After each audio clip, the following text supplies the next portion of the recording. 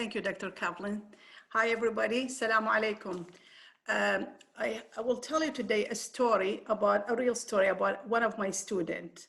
It's a story about courage, perseverance, suffering, sacrificing, and hope. And the reason I chose this story, because when I met her parents and I heard the story from them with their teary eyes, with their all this emotion, the regret, the shame, the sadness, and the hopelessness, it touched me so much. I could not ever take that vision out of my memory. And I always wanted to publish this story one day and to let the whole world read it and see what's people go through. But for now, at least I can share it with you. And I made it as a children books, picture books with electronic, and my daughter Mina helped me illustrate. But now the challenge, I have to share it with you guys. So you gotta be patient.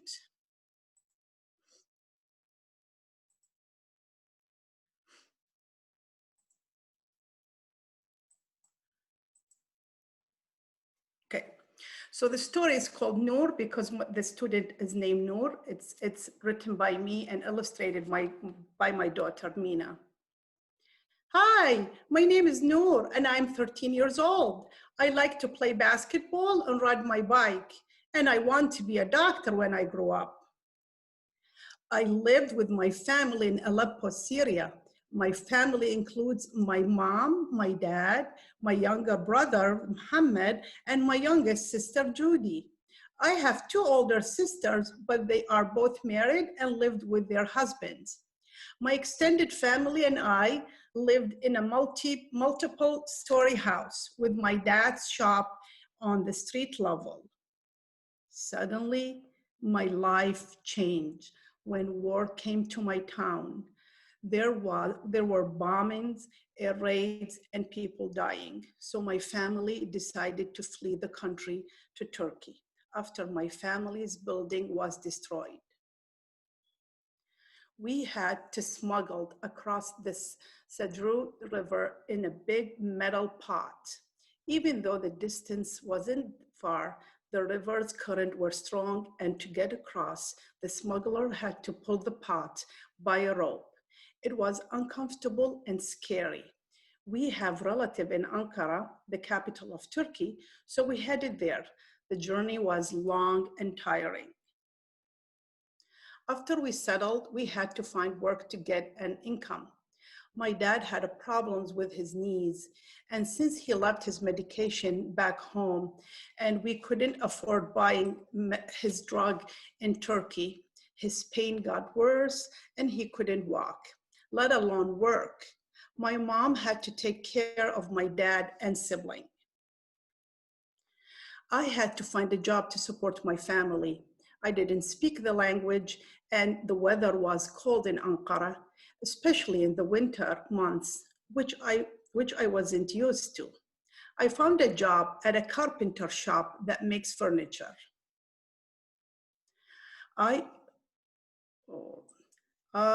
Sorry, I walk or something. How can I get this?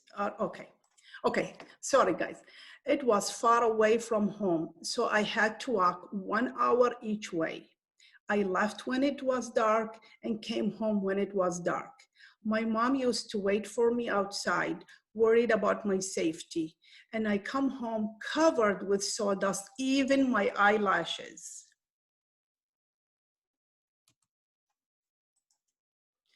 I worked there for 6 months, and then I found a different job at a tailor shop. But it was still really far from home and I had to walk an hour each way. I worked with them for over a year, and for 3 years, my sibling and I didn't attend school.